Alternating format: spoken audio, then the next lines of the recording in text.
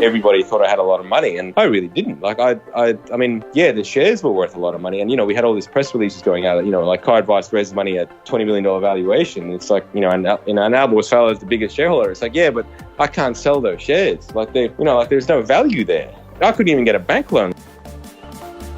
Welcome to Yaro's podcast, where you'll discover the stories behind world-class performers, business builders, and enlightened leaders.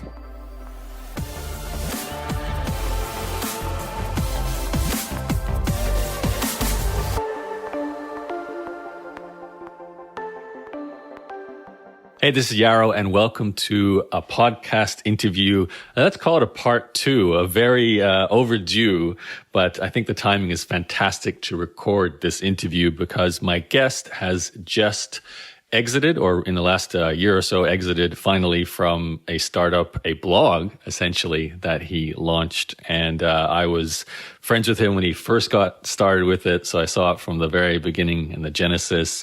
And he's also about to leave the company, so it's a real full circle. And it's probably, I could honestly say, the most successful blog story I know of, certainly from Australia, certainly as a person in my friendship circle. You may have guessed who he is because we've had him on the show before. So I'd like to welcome Alborz Fallah back onto the podcast. Hello, Alborz. Hey, Yaro, how are you, man? It's been a long time. Yeah, it has. And I think it's safe to say your podcast is one of the more popular ones from back in the day. I mean, just the title, The $1 Million Car Blogger, is captivating. I think we actually triggered a few copycats who went on to do their own car blogs and succeeded as well as a result. I know. There was a guy from, actually the website Car Throttle started, and the guy messaged me and said, I just wanted to let you know I started Car Throttle after I heard your podcast with Yaro. And I was like, great, I've started the freaking competitor. Did you know he recently exited? I know, he recently exited as well. And I was like, God damn it. But hey, I'm glad, because that's what the whole point of this thing is to inspire people to do stuff. So. Yeah, and I've actually got in touch with that, and he's coming on a podcast in the future. So we'll hear. Tell him I said hi. For sure. We'll hear his $1 Million Car Blog story, hopefully, as well. But you're the original, at least as far as I know, Al. So thank God. For those listening, though, who may never have heard of you, it was a long time ago. They probably haven't heard your first interview we did. I'll link to that, obviously, with the show notes. So we're not going to repeat the genesis origin story of your business, CarAdvice.com or CarAdvice.com.au when you first got started. That's a story we can sort of summarize. You started a car blog when we were both at UQ.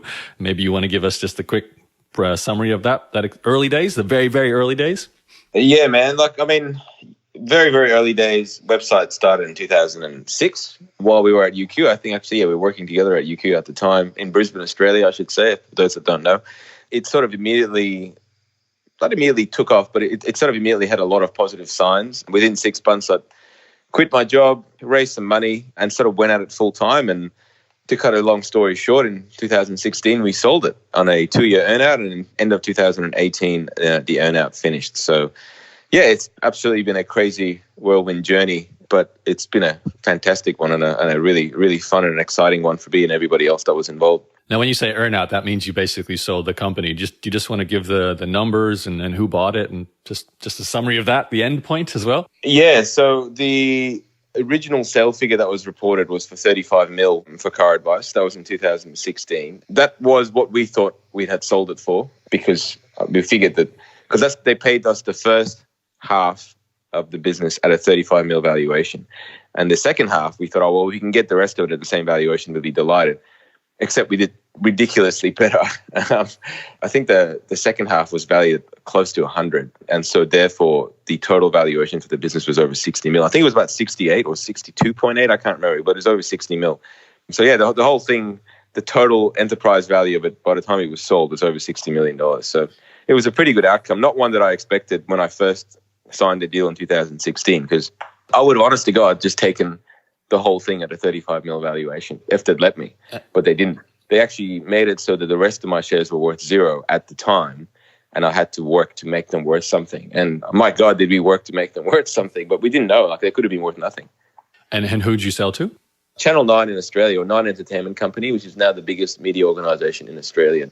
They recently also bought Fairfax. So yeah, it's a $1 billion media company.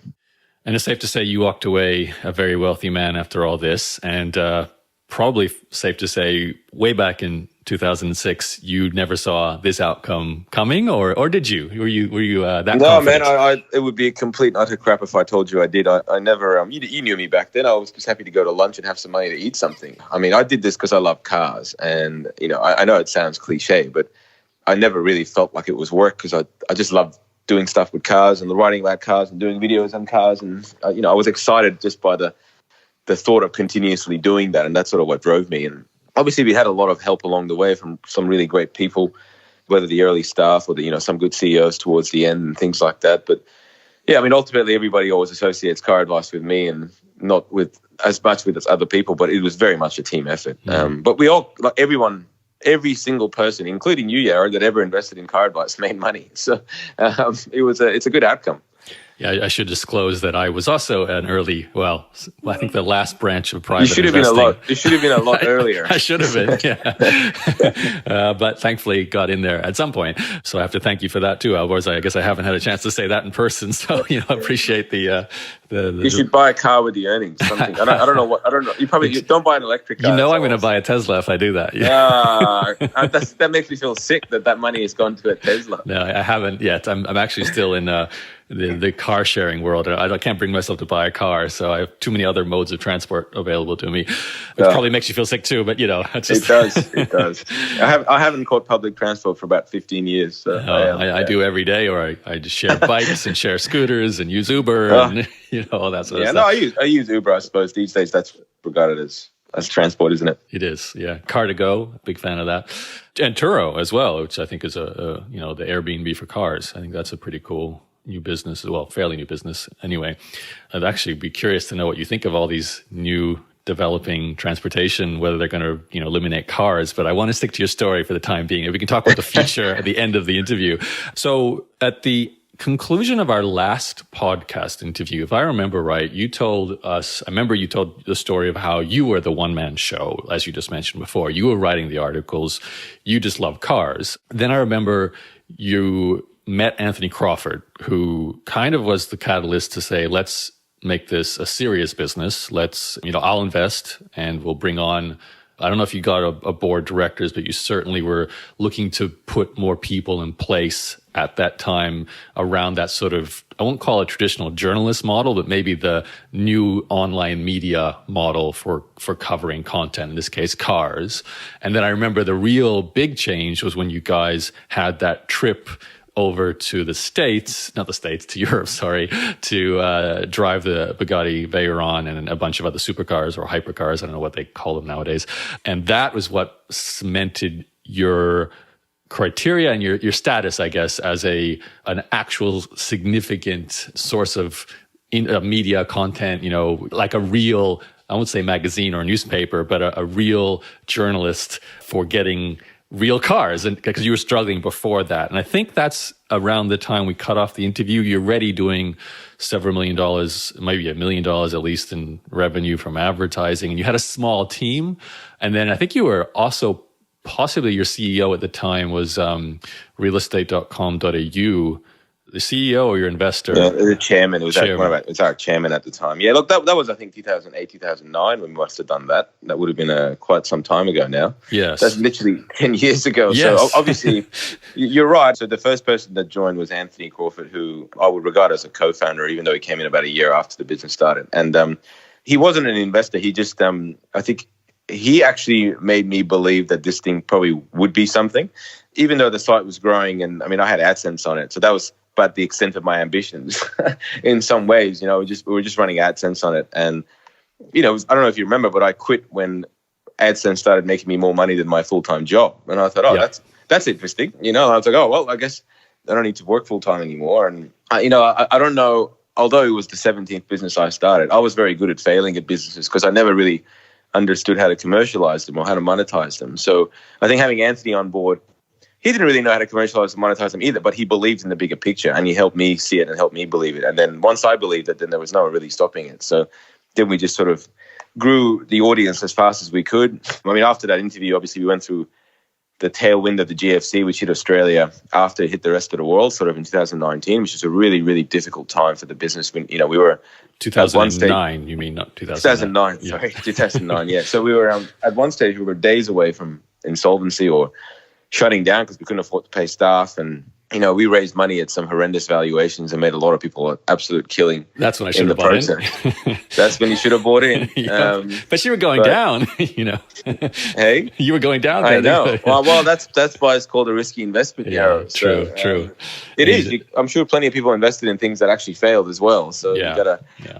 So that was 2009. 2010, we sort of really started to put it all together. Hired a CEO that took us from making, I think, $600,000-$700,000 a year to 2.5 in one 12-month period with nothing changing except someone actually focusing on monetization. And then we went from 2.5 to 4 point something. And then it sort of just continued to grow from there. And I mean, we're now doing... Let me ask you that because that's obviously opens up a lot of questions. So I know you were the content man to begin with, and Anthony comes on, and I know he's a supercar fan as well, so he was producing content to cover cars. And then you guys became legit. You started hiring more writers, and I'm assuming more writers equals more content equaled more traffic, which equaled more advertising dollars.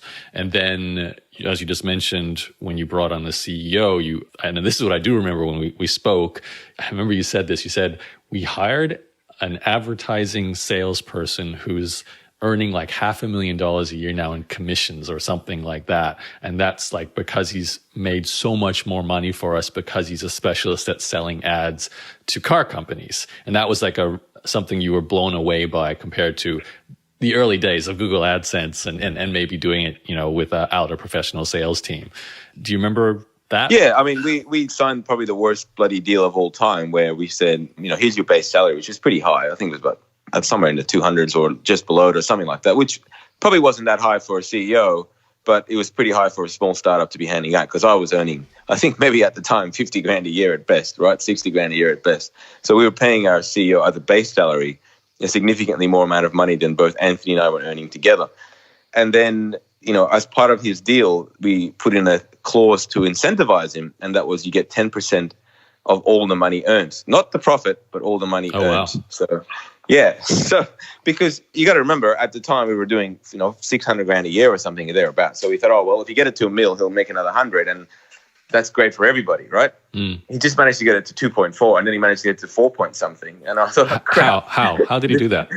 Because honestly, we had the audience. We always had the audience, and our audience grew. How come? We started at a time where demand for what we do was extraordinary. Like there was no online automotive player in Australia that was doing what we were doing. There was no one focused on great imagery, great photos, great videos, content that was written in a fun manner, not written for other journalists. Like we really went for that consumer-friendly angle, and we had a lot of fun. I think if we had also at the same time exploited all the stuff that we did on social media, we would have had an enormous personal following. But we didn't. Like we just focused so hard on the website and the actual like SEO and all the business side of it. And that worked amazingly, and I don't have any regrets about it. But one of the reasons I think we were so popular and sort of really grew in the car community and the car enthusiast space was because we were having a lot of fun, and it was pretty obvious for anyone that was reading it. Like we were just driving supercars. We were driving every car. The stories were great. The culture was great. There was a lot of great energy around it. And we grew for the first, I think, 11 and a half years. Every single month was better than the month of the prior year. Like for 11 and a half years, we never actually went down in traffic. Every month, year on year, we grew. Every year on year, we grew. It was absolutely incredible. I can't imagine I remember you really loved the stats of your website. So if I asked you to kind of look back, I know it's 11 years, it's a long time, but 13 years actually. 13, okay, yeah. We've known each other for that long too now. But do you remember looking at your stats? Like, do you feel like, okay, we know if we write twice as many articles each month, we double our traffic, and it's coming, mostly from Google search results. Like, could you see correlation? Because I know I had a blog at the same time, but I eventually hit a plateau. Now, unlike you guys, I didn't, build a journalist team and go out and cover everything I could in my niche. I went down the sort of personal brand area. It's very different for automotive because we don't have to look for the content. The content comes to us. Okay. And, there's roughly 300 new model year releases of cars in Australia. So if you sort of think about that, that's a guaranteed 300 reviews. Actually, it's probably more because each car has multiple variants. Then you got all the news, then you got all the industry stuff. It's like this. We actually can't keep up. Like I think at the moment we've got 50 people full time at least at CarAdvice across, Brisbane, Sydney, and Melbourne, and we could do so much more content still. Obviously, all those people don't do content, but it's never been a case where, we don't know what to write about. It's always been a case where we don't have time to cover that. That's still the case today. We just don't have time to cover everything. So the industry obviously dictates that. So I think maybe for some people that are in a category whereby the information flow isn't as high, or that the commercialization of that information flow isn't as high, because cars are huge. They're $1 trillion business in the world. So there's a lot of effort being put into them, and a lot of car companies put a lot of effort into getting into media. So they kind of do a lot of the work for us in some ways. Right. That was going to lead me to a question, because it sounds like you could just keep adding more writers and more content producers if you wanted to, because there's more to cover. But that obviously means you have more salaries to pay. Now, I think most people, in no matter what subject, would say, you know what, I've got more topics to cover than I could possibly cover, but I don't have cash to pay more people to write. You guys seem to manage that. Your team was, I remember it was like you were 6 people, 8 people, 10 people, 20 people. And a lot of those people were content producers. So do you think purely because you can monetize your content at a higher return just because of your niche that made that work? Oh, absolutely. There is no doubt in my mind, because automotive is I think it's the second biggest advertising category on the internet. What's one? I think it's either finance. I think it's finance. So I shouldn't say on the internet. I should say in Australia. I don't know about the global stats, but in Australia, automotive is either 1 or 2. Sometimes it's 2, sometimes it's 1. It's huge. Like you'll go on any site and you will see ads for cars. It doesn't matter if it's a car site or not. What we offered was a very safe environment where people that were there were looking for car content. And I can tell you, and I always use this example if you would remember, no one ever Googles a Kia for fun. Like no one is Googling a Kia Rio or a Kia Cerato because they're bored at home on Google and going, I wonder what that car's like. They're only doing it because they're looking to buy the car. So when they Google the car and they find us and they're reading it, that environment that we provide is very advertiser friendly. Now, that doesn't mean we're going to write nice things about cars. We never have. If the car is shit, the car is shit. And I know you told me not to swear, but sometimes I have to. Thanks. Yeah. But, if the car is not great, we're going to tell you the car is not great. However, it's so you could have just said that. I could have, but that's not me, Yaro. You know how hard it's been not to swear up until this point? Okay. The environment was as such that if we had a review of a car, of let's say a Hyundai, and it wasn't great, then obviously Hyundai wouldn't want their ads around it, which is totally fine because Toyota would, or Ford would, or somebody else would. And we had this really good competitive marketplace where we have always been oversold. Like our inventory has always been our biggest issue. We do not have enough page impressions for ads. And that's been my biggest business challenge with CarAdvice, is that we never had enough page impressions because we have always it's like a flight that's full. We always oversell and then try to work out a way to deliver it. And usually we don't and do make good or whatever, and we just sort of this consistent issue of not being able to deliver what we've sold because we just didn't have enough impressions. So we just, like you said, if we just kept writing more content, it would work. But it's not as easy. I know it sounds logical, you just keep adding more journalists, but as you would know, the more staff you add, the less productive they become. I know it sounds really strange, but because of the structure of how it all works, like when we were so I'll give you a good example. When we had 8 journalists, and now that we have, I think, 15 or 16, our content has not doubled. It might have increased by 20 to 25%. And the reason for that is because there's just more complexity. We tend to do different types of content that requires more people. So we'll do like a 10-car comparison, which would be impossible to do with a small team, but is now very possible with a bigger team. And that content, it's like a pillar article, right? Like, the stuff that you used to talk about back in the day. It's a piece of content that is valid and very helpful for a 12-month period where those cars are very much new and best small car, for example, as a comparison. And that becomes an article that will just get hits for a very, very long time.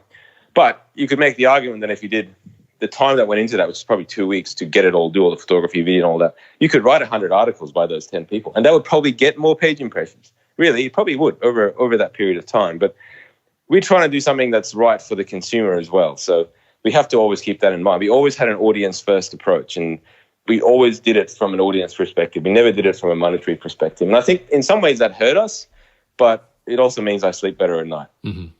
Tell me more about the other roles in the company. So I think everyone understands the the correlation between, I run a blog, hire more writers, we produce more content, and that's the engine that drives the business. But most bloggers never get a CEO, never have a corporate structure. So could you maybe take us through even your own experience of that? Because you were a one-man show, then a partner, but your partner was a content creator.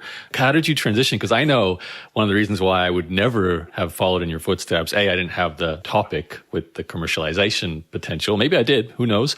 But I could never have had a boss or a CEO or other people telling me what to do, or a salary or set hours, all these kind of things. So how did you adapt to that as the company grew? Yeah, it's a very good question. And I kind of agree with you, because my personality is quite similar to yours in that sense, in that I don't cope well with structure or cope well with, rules in place or things like that. However, we never really had that, man. Like, obviously, we grew pretty rapidly. We raised some money. We hired a CEO.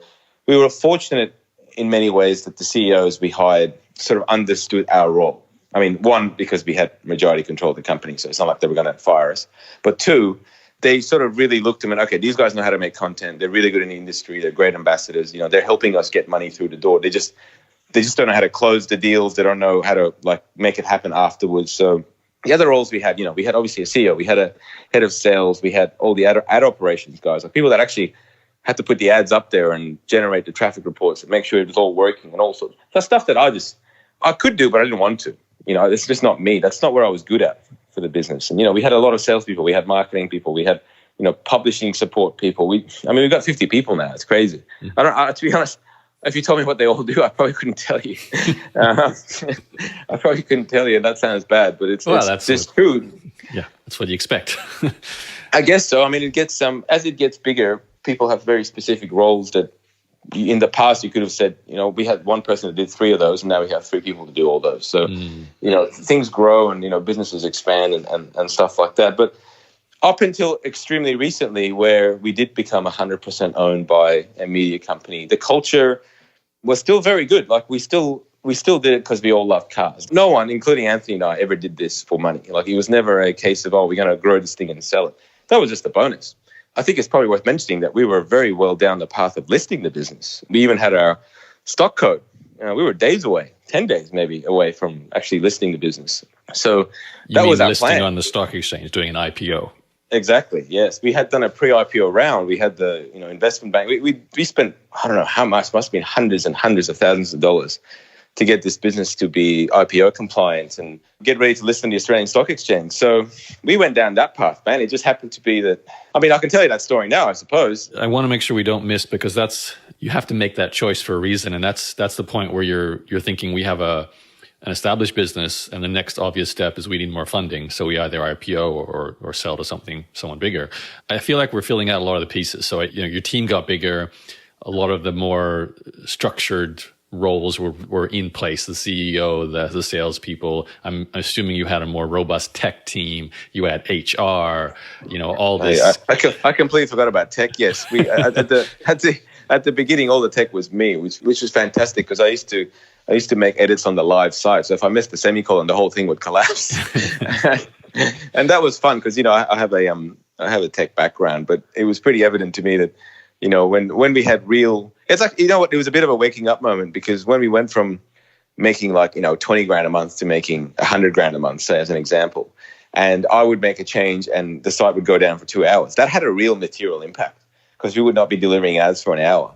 And that I could actually see that costing me personally money. And I thought, oh crap, I had never thought about it that way. It never sort of made me go, right, if I screw this up, it has a real, genuine, measurable financial impact.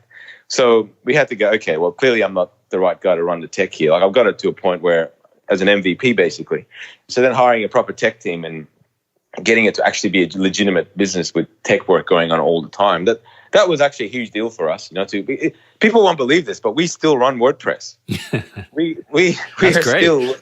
It's fantastic. The front end is extremely unique, and it's using the WordPress database obviously to pull the data, but it's very much a unique thing. Customized, very, very. We have 8 full-time tech people, so if you can imagine that for a WordPress site, you'll understand how customized it is. But at its core, when I go and write an article, I'm doing the same thing as everybody else running WordPress. I've got the exact same backend interface, the exact same design and look and feel to it. Actually, I probably got an older version because we don't update as often because it takes a huge amount of effort to update WordPress for us because of all the customization. So look, people go, oh, it's a barrier to entry. Dudes, we literally started on WordPress. I made the first theme myself. Like, it was just red.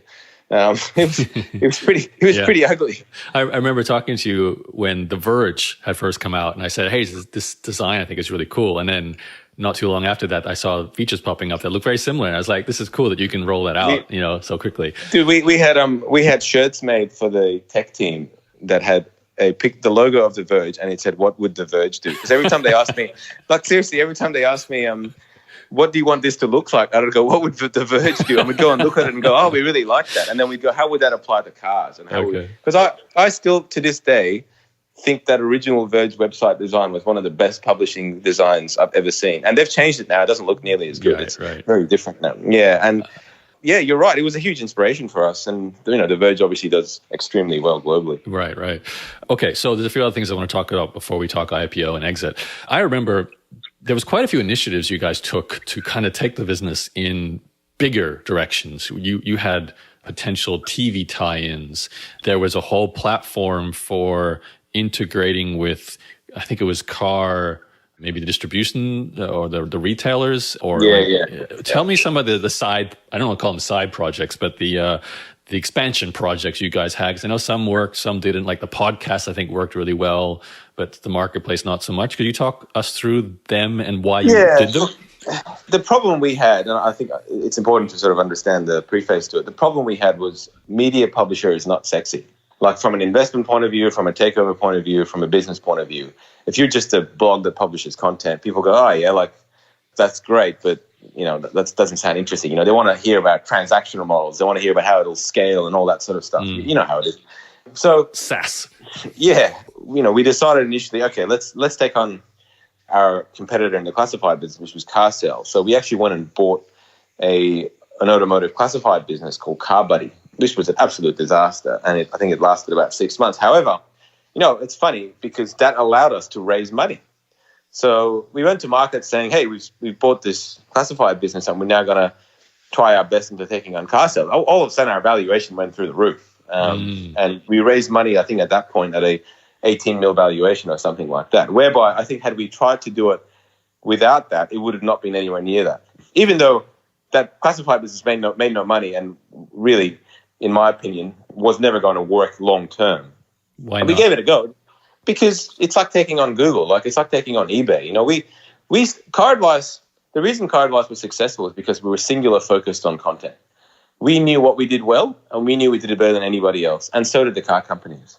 So I think someone told me this a year ago, we are the most expensive website to advertise on in Australia. Oh, wow.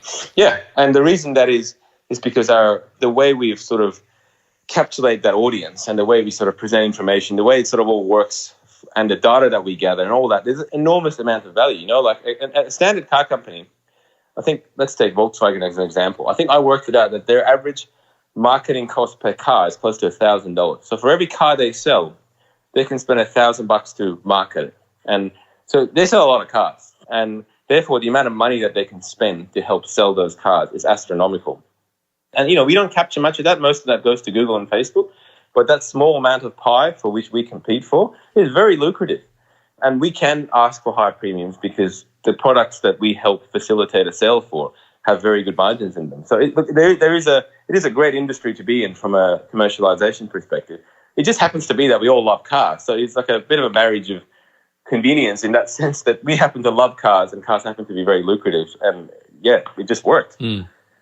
But I can see the appeal. Like if I had a site with as much audience as yours, of course I'm thinking, let's add classifieds, let's sell insurance, let's, do affiliate marketing, let's come up with some sort of subscription model or something we can sell to our audience, all these different things. And it sounds like you did a few of those, right? Well, we pretty much did all of those. Actually, we did do all of those. And I mean, apart from insurance, which obviously we do have an insurance partner now, and it's a very lucrative deal. The rest of it, I mean, we tried it. People don't want to pay for content online. I don't want to pay for content. I shouldn't say that. I don't want to pay for content online, so I don't believe that anybody else should have to either. A lot of people go, you guys have got advertising around here and that makes it look like you're getting paid to write this. And that's never been the case. Obviously, there's an indirect support from car companies for our existence, but it's never a direct support of I'll pay you, you write this. That doesn't work like that. But they'd go, I'd pay for this. I would pay a subscription. And if you guys didn't have advertising, and it wouldn't work. Like, there's no way we would make $20 million a year of people paying us money. That would require everybody in Australia to pay us $1 a year. It's not going to happen. It's just not going to happen. Like, it's a fantasy model. But you tried it. We didn't actually go down the path of trying it. We trialed it and we definitely developed it, but we never actually put it live. Yeah, we had like CarAdvice Black, which is what we called it, which was supposed to be like a premium offering of content that would be a subscription-based model or something like that. It just, all our market research of our audience just went, yeah, no, they don't want this. Like, they want the content, they just don't want to have to pay for it. Mm-hmm. What was the car purchasing platform? I remember you were quite excited about at one stage. Yeah, so there was a business in America, I can't really remember its name now, where the concept was basically you come to them and say, hey, I'm looking at buying a Tesla Model 3, for example. Actually, no, that's a terrible example. Good example. No, because why it's a terrible example is because Tesla prices don't. Yeah. Well, yeah, there's no negotiation on those prices. Fixed. Yeah. It's fixed, exactly. So pick any other brand, basically. I'm looking at buying a Volkswagen Golf, right? And they would come to us and say, I'm looking at buying this Volkswagen Golf. And obviously, we would feed that traffic in via CarAdvice to a website we had called Best Price. And what we would say was, okay, give us your postcode. Here's your postcode. We would go to the closest number of dealers. We would do all the negotiating, and we would get them the best price that was possible on that car. And you know what? 99% of the time, it was the best price. And they would never have got that price on their own. And we started really, helping sell some cars. The problem was, and we found out this obviously too late, was that people would go, oh, thanks, that's a great quote. I'm just going to take that to the dealer that I wanted to and get it from them. Because obviously dealers are always going to match. They're always going to match because they're selling a commodity. They're not selling something unique. They're selling something that's actually selling the same car. It's literally the same car in the system somewhere that they could get from another dealer. But so they would get the quote from us, take it to the dealer they were going to always buy the car from, and the dealer go, oh, well, I guess I'll match it then, and we'll get no attribution. And that was the end of the story. So we were helping. It was something almost like the ACCC should be running. So we were helping consumers buy cars at a very good price, but we just never got any attribution for it. So the business didn't last very long. We moved a lot of cars, but yeah, it made no money. So it wasn't ideal. Okay. What did work? I know the podcast, I remember, maybe to connect the dots here, around about this time, or maybe it was just before you tried this car purchasing platform, you brought on Andrew Beecher as your, I guess, the CEO that took you to an exit. Is that right, around that time? Yeah. I think he was around 2015 from memory, or 14, 15. So we had that year or the year prior, I think it was, so he came on 15. In 2014, we tried to sell the business. So I think it's sort of worth mentioning that we had I personally took on some investors in the early days that I very much regretted. Some hostile investors that put in minimum amounts of money and made a lot more. And why did you do that? The first investor I ever took on put in 20 grand for 20%. And he was not a good investment for me. It was not a good investment for the business. And it wasn't even the 20% or the 20 grand that was annoying. It was the amount of agitation that was caused throughout this 10-year period by this one investor who had a reasonably substantial shareholding. And it just, I don't know why I did it, because I didn't know any better. Honestly, like I didn't have the business acumen to go, well, hang on, this is a poor valuation, one, and two, what do you bring to the table? It was star power. Wasn't that the kind of, in your mind, I guess back then, it might have been thinking this is legit because this is a real serious multimillionaire CEO of a huge company who's coming on board? That wasn't Simon Baker from Real Estate. Okay, that wasn't. No. That was Roger Coleman I'm referring to. Okay. Yeah. No, I'm glad we're name dropping here. yeah. Well, I mean, it's the truth, so I don't mind saying it. But okay. So Simon Baker, who was the CEO of realestate.com.au, which is a multi-billion-dollar business, he was our chairman, and he was very good. He's not the easiest character in the world, but I personally learned a lot from him, and I think the business benefited from having him on board. He kind of steered us in the right direction. But the first investor we ever took on, as I mentioned, the reason I mentioned it is because there was a lot of agitation in 2014 that people wanted to see some value realization of their investment. I mean, we're talking about someone who put in 20 grand here, right? But anyway, there was a lot of agitation of, when are we going to do a sale? When are we going to do a listing? When are we going to do whatever? When do I get my money, basically? When do I get my money? When do I see a return on this? And so we sort of decided, okay, well, let's see if we can sell this business because it was just getting a bit too much for us. And we went down the process of... Let me just point out one thing too. You personally hadn't made any money yet besides your salary. So that would appeal to you too, yeah? Oh, dude, I was broke up until 2015 when Macquarie Bank bought into us 5% of CarAdvice. I would classify myself as legitimately broke.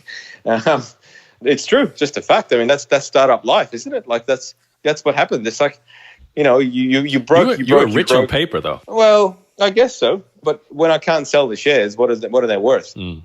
It wasn't publicly listed, so it wasn't like I could borrow against them or anything like that. They had a valuation based on the last capital raising, but good luck trying to sell the shares to someone for a monetary value that they just gave you and you walked away. So anyway, so in 2014, we went down the path of selling the business, and we hired a investment banker and sort of spent hundreds of thousands of dollars in getting this packs ready and going and talking to all the people that we thought would be interested. And I still remember like it was yesterday, we had a deadline for the date for the offers to come through for the sale of this business, right? Like we would have taken 15, man. Honestly, I would have probably taken 10. I reckon if it came at 10, I would have taken 10. But our aim was to get to 15, and there was some talk of, maybe we'll get 20 or whatever. I was on a flight from Brisbane to Hong Kong on my way to Europe, and the deadline was after I landed in Hong Kong. And I was on that plane. I think I had an hour of sleep, I was at a moment where I couldn't stop thinking. And I landed in Hong Kong, and the first thing I did was call Anthony, and I said, "Tell me, man, what's the good news?" He goes, "Dude, there's been one offer, and it's for $4 million." Ouch. And I thought, ouch. Yeah, exactly. Ouch, man. I had to sit down at the lounge. I sat down on a chair, and I just sort of, I won't swear, but I definitely swore. Thank you. Yeah. And I just thought, damn, like really? After all that, like after 8 years of doing all this is the best we can do, like $4 million. Like we were making more money as revenue then. We were. Our revenues then were like, I think 8 or 9 mil. So it was actually like an insult offer, if anything. Mm-hmm. And it was only from one party. The rest didn't even bother to put in an offer. It was just like, you're just not worth anything to us. So that was 2014. We had a CEO change due to some unfortunate circumstances. We had, we had a new CEO put in, and we decided, you know what, we're not going to sell. That's not what we're doing. We're actually going to double down, invest in our business, invest in our content, and list the business, right? So we started that process in 2015. And 2015, I think, of all the years in CarAdvice, was the best. The energy was at its peak. We were hiring people left, right, and center. There were parties on boats. It was like something out of a startup movie. Like it was out of control. We spent like 250 grand on this party one time and invited like hundreds of people, and people still talk about it today. It was, honest to God, out of control, but it was so much fun. We just had so much fun. And that was what the energy was like. Every day people like look forward to coming to work, look forward to doing stuff. We'd go go-karting. It was, I miss those days, man. I really do. That was a really good year. And as we went down the process of listing, it became pretty evident and leaked to the media that, CarAdvice was looking to do a listing, as it would, I suppose. All of a sudden, all these people that had rejected buying us became strangely interested. That, oh, right, so this business is listing. That means obviously it's going to be removed from the pool of companies that could be potentially bought in the future. And these same companies, honest to God, these same companies that couldn't even be bothered to entertain a chat with us, let alone put in an offer, were all of a sudden chasing us for a sale. And I actually thought it was quite humorous. But I said to Andrew, I said, no, we're not going to go down that path. Like, we're not going to get tricked by these companies into making us think they're going to buy us, because we've had that before.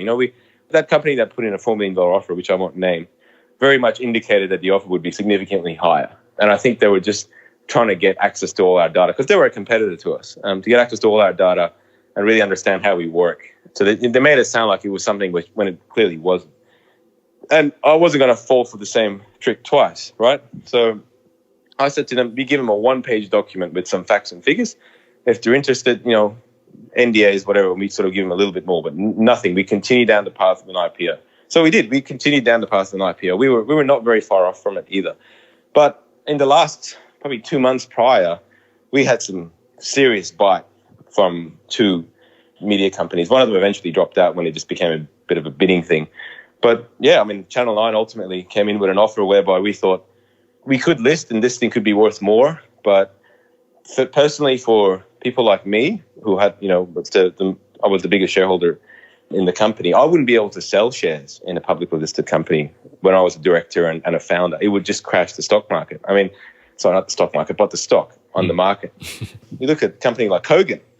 For those of you that don't know, it's a big sort of online retailer in Australia. Every time the founder, Ruslan Kogan, sells like $1 million worth of shares, the shares go down by 10%. It's absurd because he obviously has to declare that he sold some shares. And everyone goes, it's falling apart. He's selling out. It's like, well, he's got like $400 million worth of shares he can't sell. And I was like, and I sort of thought about it. I thought, I don't want to go down that path where I have to be able to sell in certain windows and certain reporting things and only a little bit here and there and be really cagey about it. Yeah, I might have ultimately, maybe, who knows, made more money. But I have no regrets of going down the path of a proper takeover from a big media company. All right, a few more questions I'm curious about before we even talk about that exit, because it's obviously a big deal. You mentioned earlier that Simon Baker, one of your early CEOs, taught you a lot, and he came from a billion-dollar company. Can you talk about a few things that he passed on to you? Yeah, look, Simon's a McKinsey consultant by trade, so he's very much a logical thinker and a business analyst that will come in and tell you you're all idiots, and he'll do it in that term too. So there's no love lost there between him and a lot of people at CarAdvice. But at the same time, we kind of needed to hear it. He would come in and sit down and go, okay, so where are you guys now? Where do you want to be? And why are you not doing this? And we'd all be like, oh, well, this and that. I was like, yeah, no. So why are you not doing this? Like, I don't know. It was something as simple as that. It was just someone telling you, you know what to do. You're just not doing it. And it's like, yeah, that's true. And what it made me do is think a lot more logically and remove a bit of the emotion. Because, it's like when you see all these shows where, some business guy go into a family business and he'll talk to them and they go, why don't you remove, like Darryl Lee. Do you remember Darryl Lee? Yeah, Yaro, the chocolate company? Yeah. Yeah, right. So the guy who bought Darryl Lee, I remember reading an interview, he went in and said, so 85% of your revenue is coming from 10% of your chocolates. Why do you have the other 90%? Oh, because, Grandma from 1989 really liked that recipe and we've always kept it. It's like, yeah, good. Well, Grandma's dead and so is the chocolate. It's gone. It sounds cruel and awful, but the family can't make that decision because no one wants to be responsible for Grandma's chocolate disappearing off the shelves. But it's business, and that's what a outsider party does. They come in and they sort of see things and go, why are you doing this? Why are you doing that? Why aren't you doing more of this? Is there an example you can give from exactly doing what he said that you weren't doing? Yeah, I mean, it was something as simple as I think it became pretty clear to us that although we loved doing a lot of supercar content, it made no money. There was no money in supercar content. It was a halo product that people would have probably come in and heard about us and sort of really helped with industry reputation. But we couldn't sell the page impressions around a Ferrari or a Lamborghini review. Like, no, those companies don't advertise. And also, no normal company will advertise around those ads. Like, no one wants to pay to wrap a Hyundai ad around a Ferrari review. It just doesn't make any sense. The data doesn't correlate to any sort of purchase intent. So we sort of moved our effort a little bit from, instead of doing this sort of high glory content, into doing some more rationalized content. Doing must have made you sad.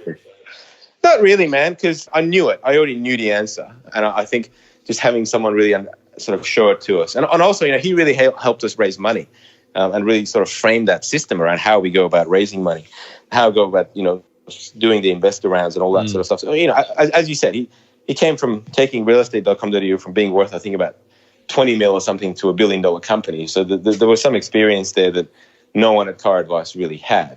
But, it wasn't just Simon. There's plenty of other people that sort of helped along the way to get it to where it is. So I don't want to point any particular person as a root cause, but yeah, I think a lot of people had a lot of influence on the direction of the business. Tell me about Andrew Beecher. So he came on. It sounds like he came on, and then you had the happy year, as you called it, 2015. What is the process like to hire a new CEO? How does that work, especially with you? Because I'm assuming you were on the board of directors, and that got set up at some point. You turned into a real company with a board, right? How does that happen with the CEO? Yeah, so, I was the first CEO, I guess, by default. Yeah. You have the business card? Yeah, well, my business card said managing director, so I suppose that's similar.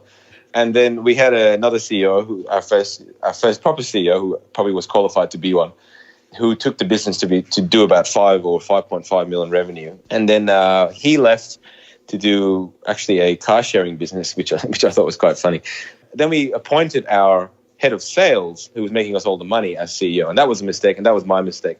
I thought that was the right move, but I guess salespeople and CEOs are completely different personalities. And, and that didn't really work. And he was a great guy. And I say was because he partied pretty hard and went to Vegas for a Bucks party and never came back, unfortunately. What? So, like he was working for a company and never came back? No, he passed away in Vegas. Oh, wow. Wow. Okay, Jesus. Yeah.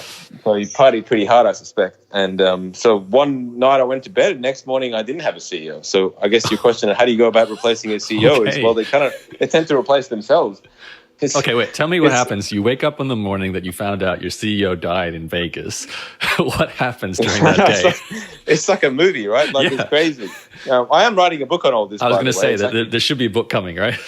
There is a book coming. Actually, it's midway through. It's been signed to a publisher, but anyway, we'll talk about that at a later point. But yeah, so I mean, this was we were in negotiations with Macquarie Bank at this time because they wanted to buy a stake in the business, right? And I've done a few meetings with them in Sydney. I used to live in Sydney at the time. It was a dark period. I think it was 2013. It was not a good time for the business.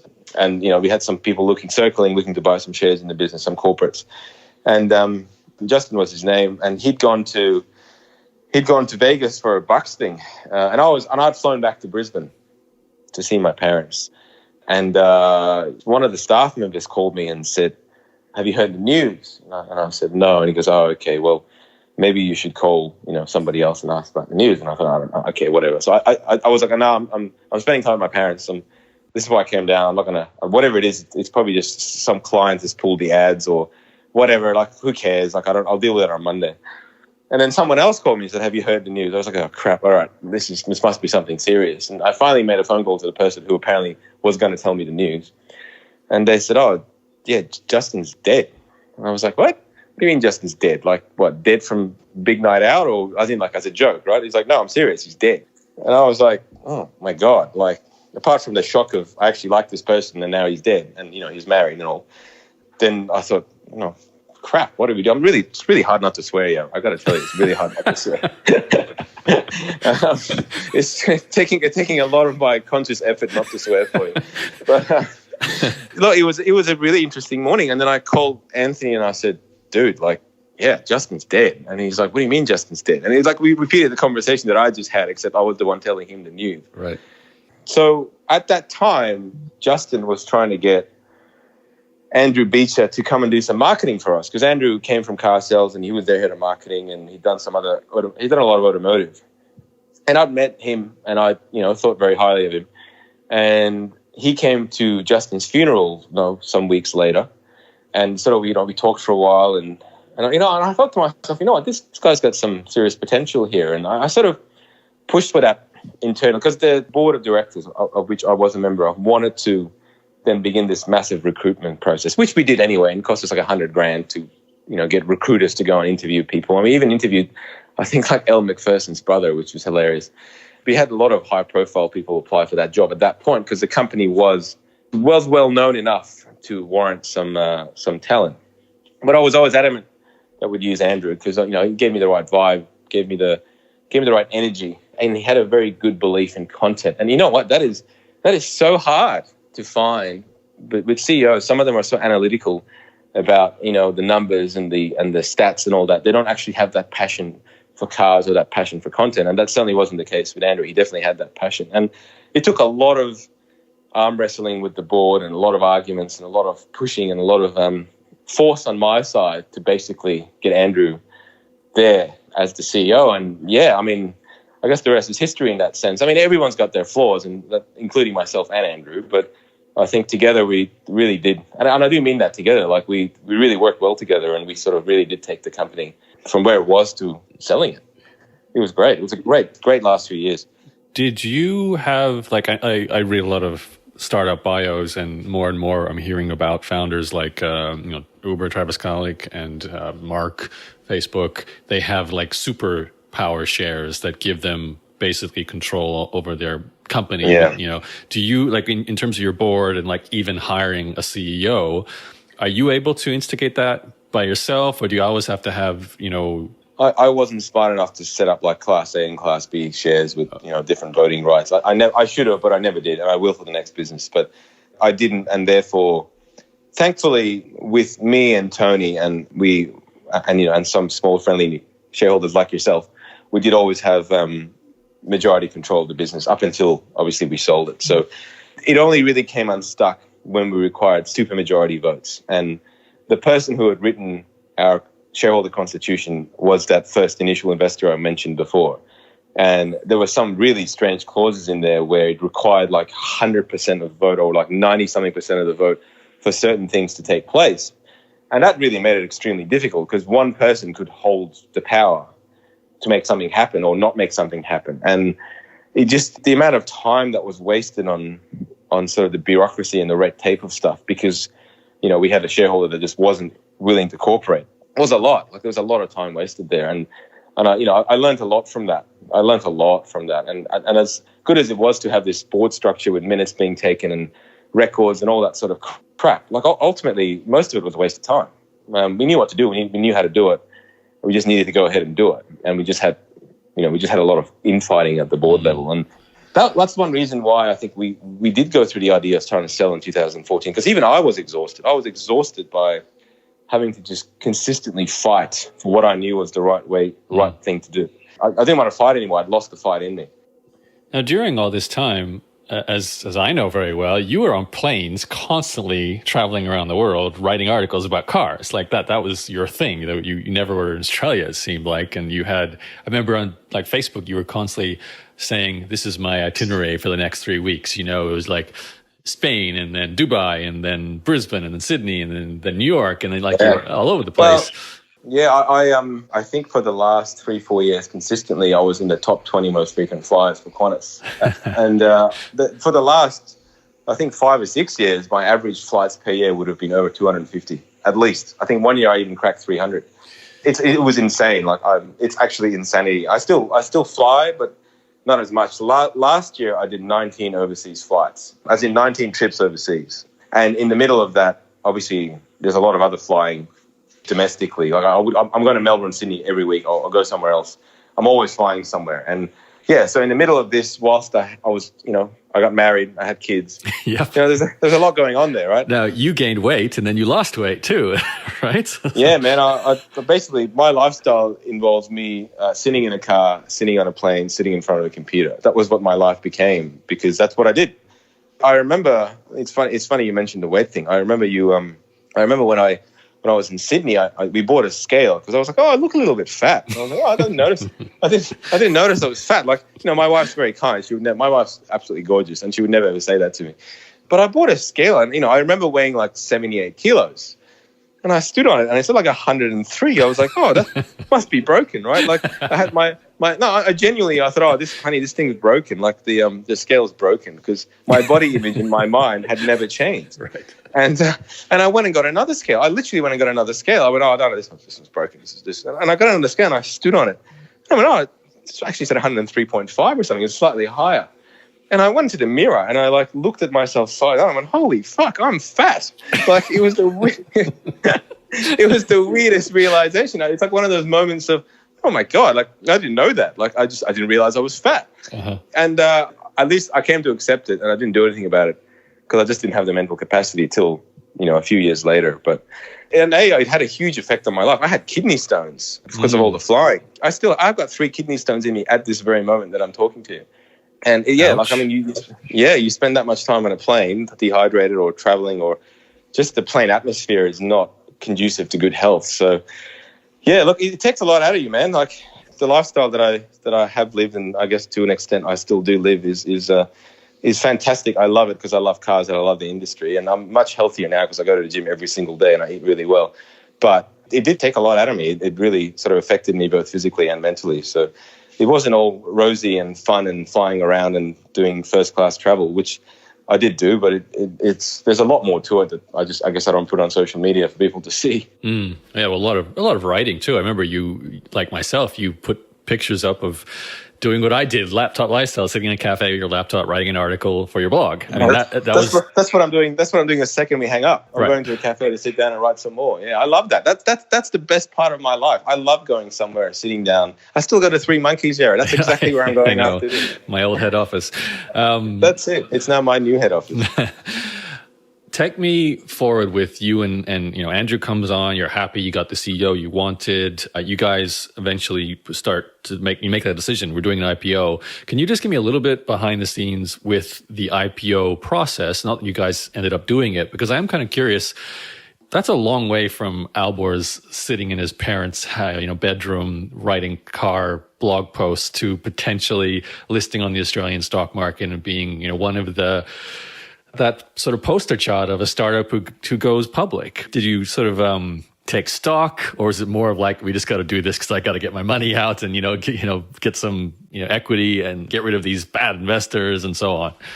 Yeah, look, I mean, 10 years is a long time, Yaro. As you know, it's a long time, and I think whilst the energy was fantastic in 15 and also 16, there was a part of me that was like, as I said to you before, I mean, let me go back a little. In 2015, when Macquarie bought, I think, 5% of our business.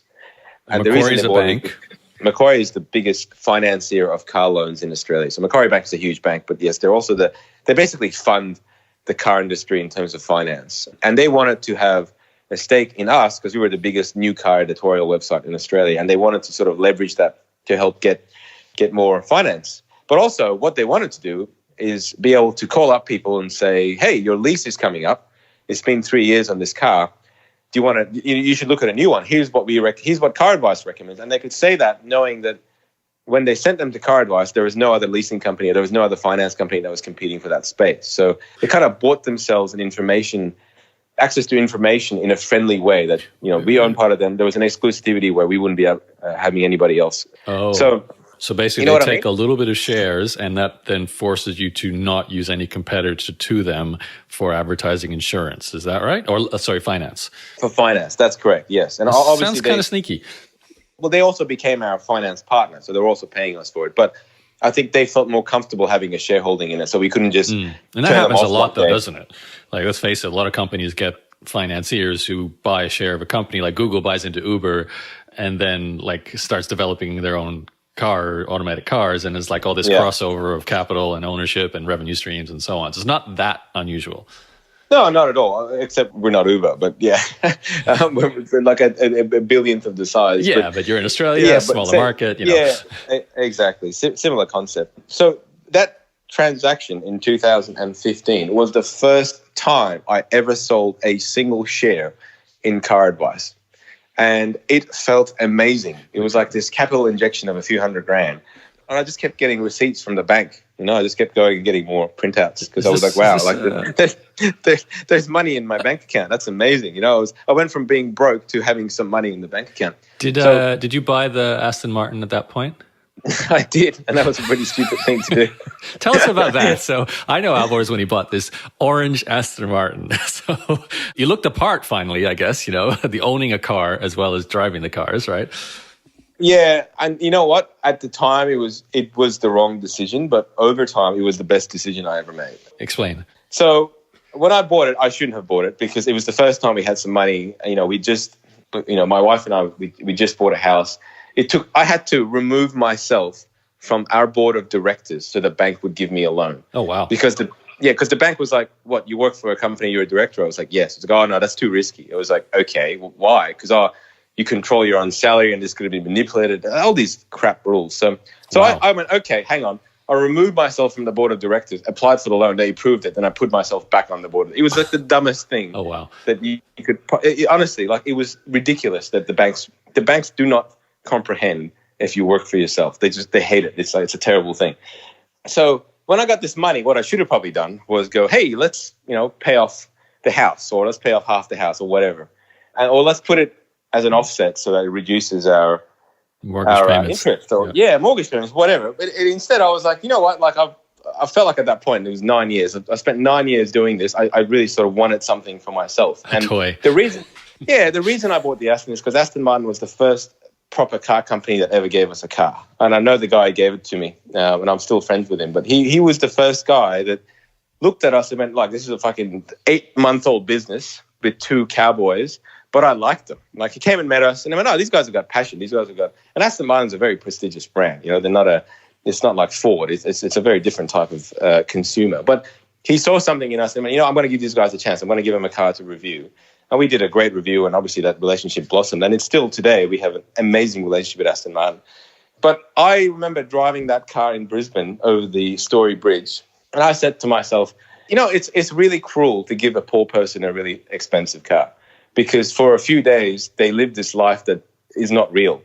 They experience what is not real because that car goes back, and all the feelings and all the emotions that come with people thinking you own this, or it disappears. And it's like this constant... Oh, you mean as a car reviewer? Yeah, it's a constant form of torture for someone that loves cars and attention, which is both me. Because you have to give them back, I see. I have to give them back. And I remember like stories of having, you get so much attention in these cars. But I remember I had a Kia Carnival, which for people that don't know, it's a 7-seat people mover van. And I remember the day before I had an Aston Martin, and I'd given the Aston back, and I picked up this 7-seat people mover, and I pulled up at the lights, and I looked over, and there's this convertible of 4 of the hottest girls I'd seen in a very long time. And they didn't even turn around and look, because I was in this Kia people mover, and I thought to myself, man, if that Aston was here right now, this would be a very different night. And I just, it was a form of consistent torture.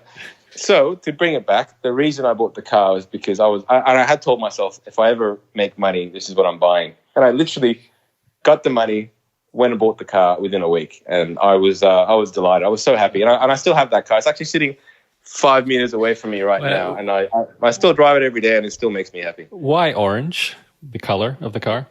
It was the only, it's called Carousel Orange. It's the corner of the Nürburgring. It's a special edition Aston.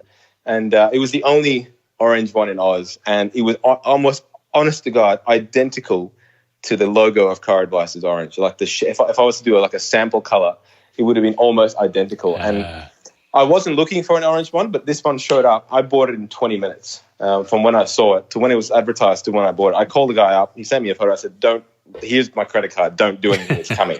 I'm buying it. It's the perfect color. How much is a orange Aston? Oh, look, I think that the car when I bought it was roughly about 200 by the time I got it. So you gave away a pretty big chunk of your sold equity to buy that car when you...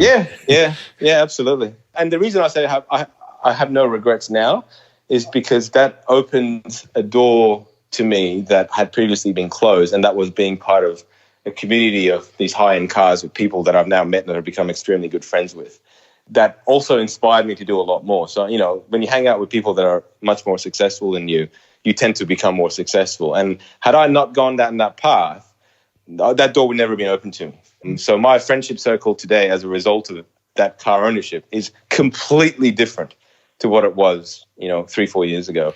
And as a result of that, I've made decisions that have been really financially rewarding that I would definitely have not made had I not been in that circle. And it's weird to think of it as simple as that, but in all honesty, that's what it came down to. It was, I didn't know these people. I didn't know this. I didn't have this circle of influence, and now I do, and it's had a huge impact on me. So you're saying you bought an expensive car, and then you joined an expensive car club with other expensive car owners who happen to all be very wealthy, therefore successful because they can afford that kind of car, and that got you into their friendship circle and access to them as friends, just, advice, wisdom. Well, it was like having a bit of a mastermind group, really. You got access. It was like buying a ticket into this community where, what do you do? I'm a doctor, I'm a surgeon, I'm an investor, I'm a property developer. So I was like, right, okay. And just sort of getting to know what they do and how they make money, I started investing in things. I met a guy who made a crap ton of money out of the stock market. I had never even considered the stock market as an option for anything. And then when I sold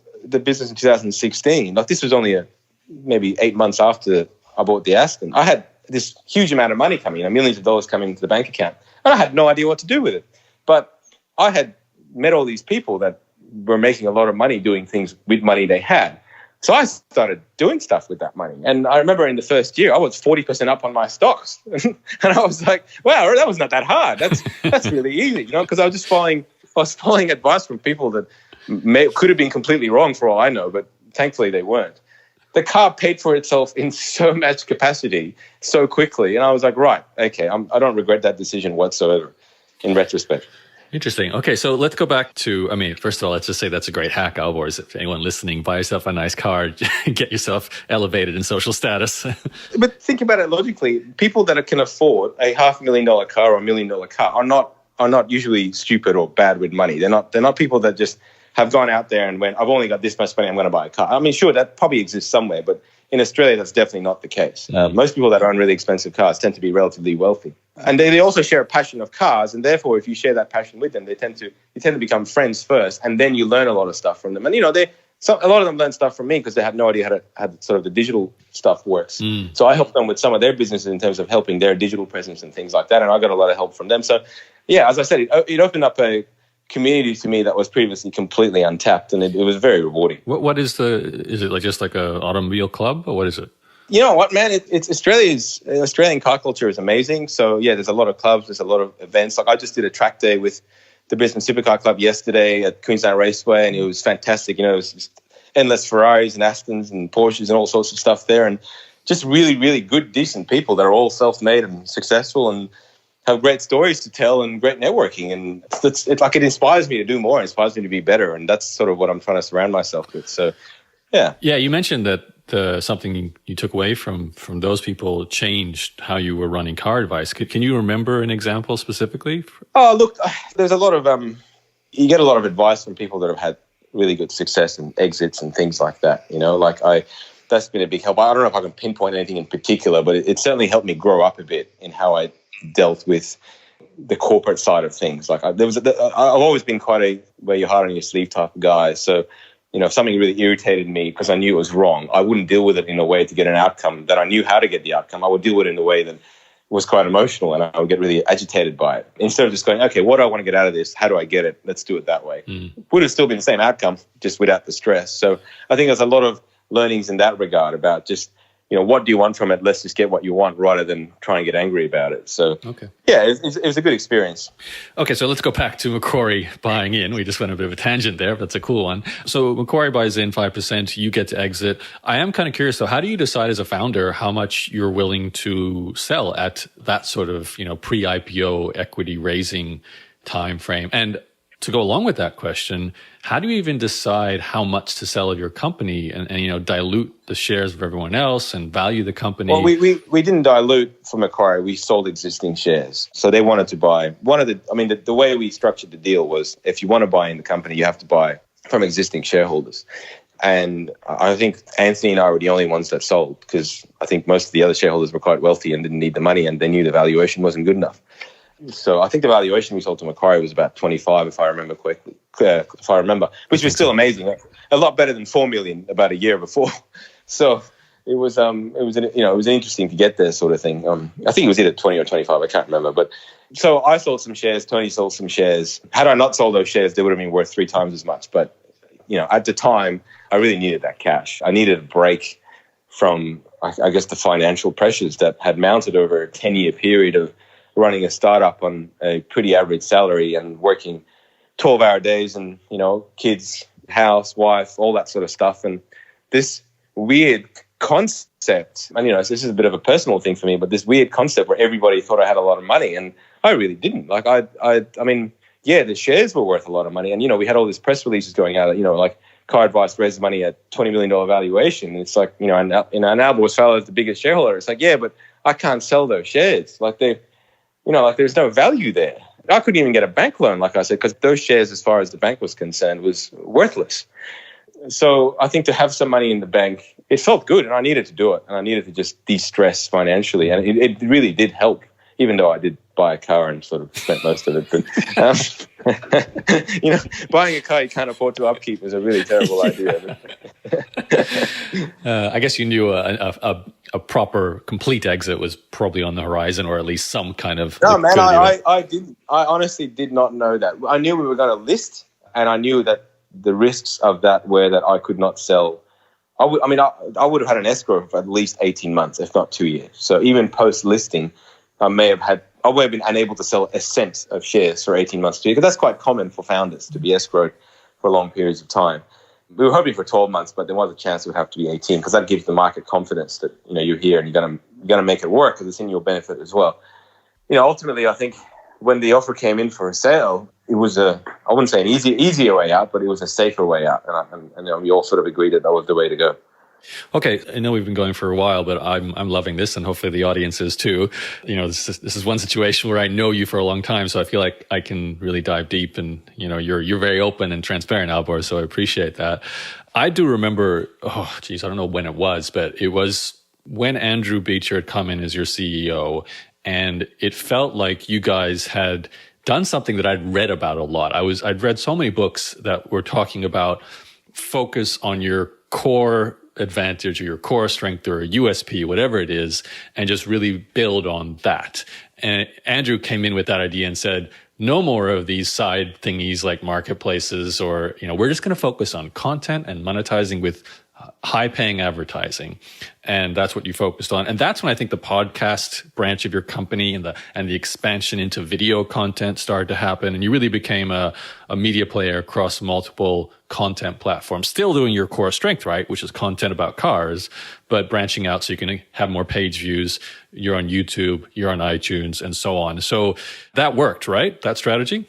Absolutely. And I think that's the reason why when Andrew joined, we must have been doing I don't know, maybe 10 or 12 mil revenue, and we sort of almost doubled that. I think it was probably a little less than 10, but we nearly doubled our revenue and substantially more on our profit side. And all we did was focus on content. We just spent, let's just stop all this other crap that we're doing. What are we making? It's like that Dairy Lee chocolate thing I gave an example for. We're, 80% of, actually, it was like 95% of our money comes from our content and selling the advertising and the data and all that around it. Why don't we just do more of it? It seems ridiculous when you put it in such simple terms, but that's what it was. And we just doubled down on content. We hired more content creators. We hired a full video team. We just went crazy spending money on, and we did spend a lot of money on content creation. And it's like a self-fulfilling prophecy because when the industry sees this player go, right, okay, we're doubling down on content and sees everybody going there to work for them, and sees the video production go up and all that stuff, then they go, right, well, we need to be here. Like, we need to ramp up our spend. So, but we had to take a leap of faith. We had to jump into the abyss in the hope that all this capital we were about to invest would be returned. And, to the credit of the industry, I think they realized that and they supported what we were doing because they were in need of quality content. They were in need of an organization that put content first. And our job has always been, every new car, every last detail. And that is a legitimate claim because we do try and review every new car to the every last detail. And that's what we ended up doing. That we came up with that motto, we came up with that concept, and we just went hard at it. We went so hard at it. And that was the best period of CarAdvice for me. Even, all the startup stuff was fantastic. But that period where we were well-funded, well-managed, and the energy was absolutely electric. Those last few years was a real hoot, and I think I'll always remember them. So it's a great way to sort of get to a point where we sold the business, just focusing on what we always knew we were best at. So tell us about this exit and how this all works. So I guess the IPO is so connected, even though you didn't have the IPO. Can you tell us what happens getting prepared for an IPO? I know from the media side, you hear about the junket that you have to do as a CEO or a founder, where you're presenting to the investors or the potential investors, to the finance people. You're bringing on board a finance partner to do the running of the listing. You have to get your T's crossed, your I's dotted, everything in place, get your financials good. Is that all happening behind the scenes? And how much are you involved with that as a founder? Or are you just doing car reviews as you always were?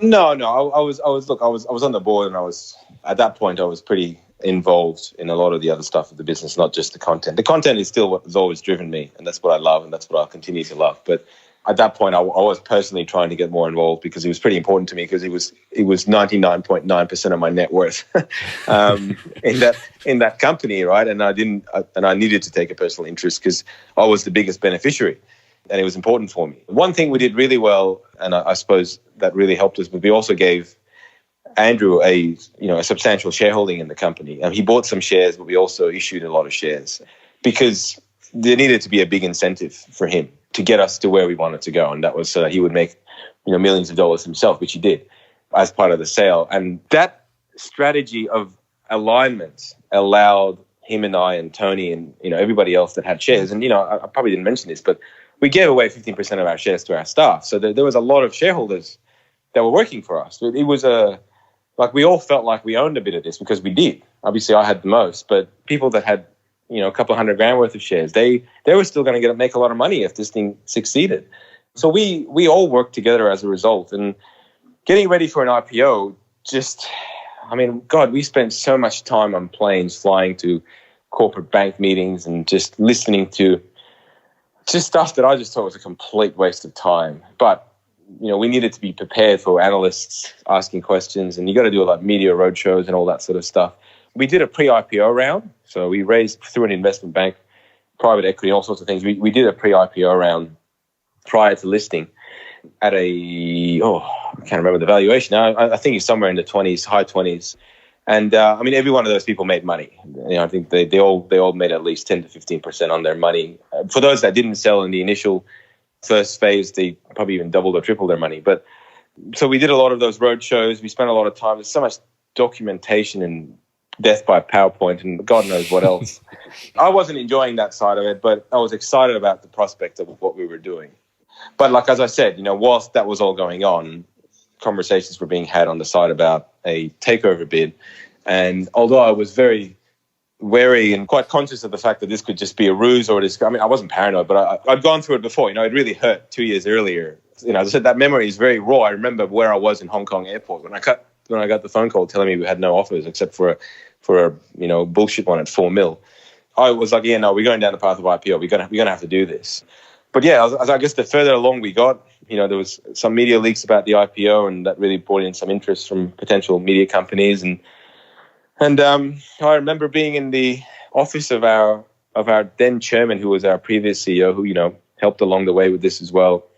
At his he was the CEO of some car sharing company, and we were in his office at 1:30 a.m. in the morning signing the documents for this sale. And they had it was a bottle of scotch or something, and they had this is the strangest thing. Their mascot was some weird animal, and they had this costume of their mascot sitting around, and I remember just putting it on.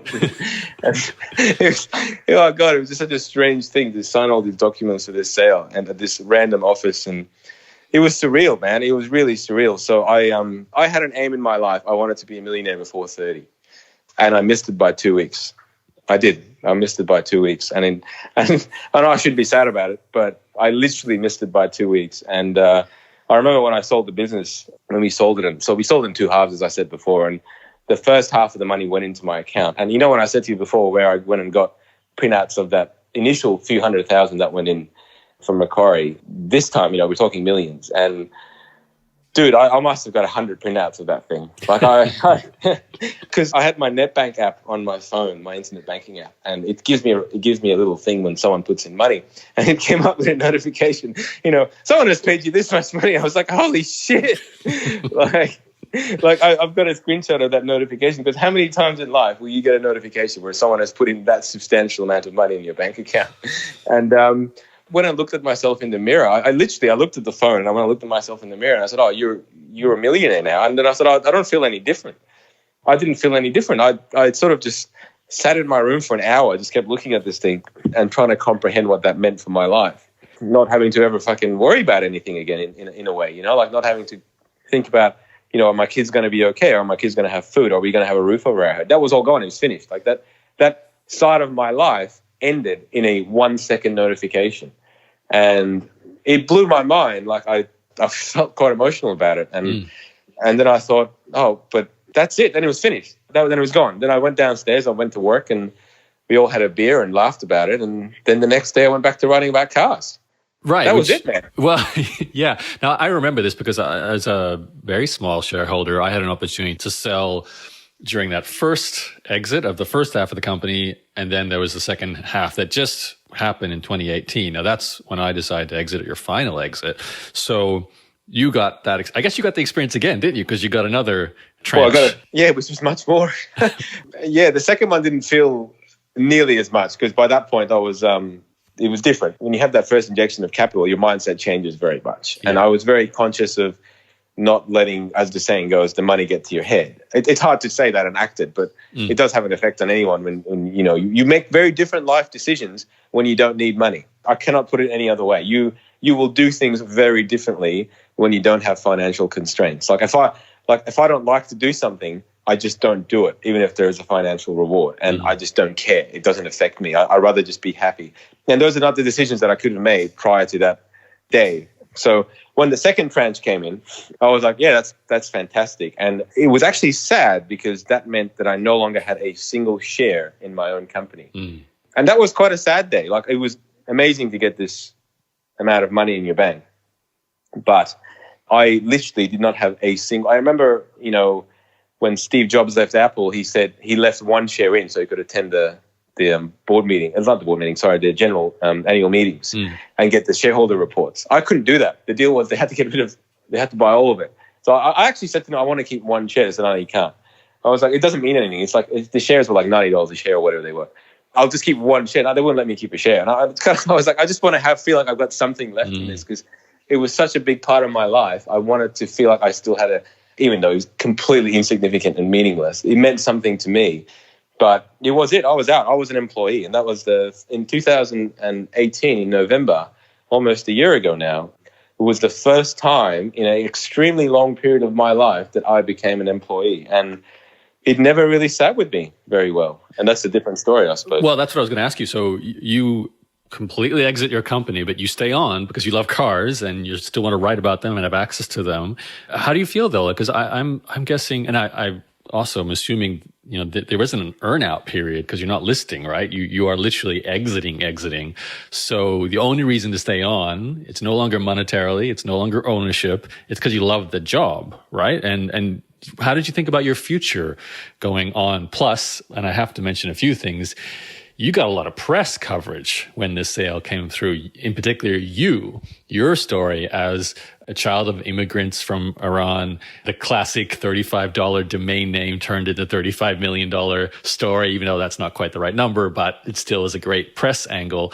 So how did your life change outside of the business as well? And how did that impact your decision on what to do next? Oh, yeah. I mean, it's funny because, Andrew said to me, try your best not to get any press. And I was like, Andrew, how well do you fucking know me? Like, I have an orange Aston Martin. Like, how would that even a possible request? He goes, trust me. And what's your license plate, Alborz say? Well, previously on the Aston, it was the number plate was Stop Me, which is now on my Ferrari. So so that Ferrari gets a lot of attention with those number plates. But anyway, so I actually genuinely hoped not to get much press because I was like, oh, look, let's just see how it goes. Who knows what's going to come out of it? I don't know, because I work in the media, man. I know how things work. And if they take a wrong angle, it could backfire on you. So I was like, look, it's probably not worth it. I've made money. Let's just go. The problem was I work with people in the media also. And media is media. It doesn't matter if it's automotive. So a journalist who worked for a competing publication had heard about the sale through our staff because everyone was excited because a lot of people made a lot of money. And I wasn't telling them not to say anything because why would you? I mean, you can't hide that. It was going to be pretty obvious. So some journalist who covered automotive but also covered general news had heard of this story of this sale, made some inquiries, called me up. In my complete state of, I wouldn't say inebriation, but I was just in delight. I was so happy that, the sale had gone through and everything. I told him probably more than I probably should have. And which is probably the case here talking to you, Yaro. But that's just my small audience, don't worry.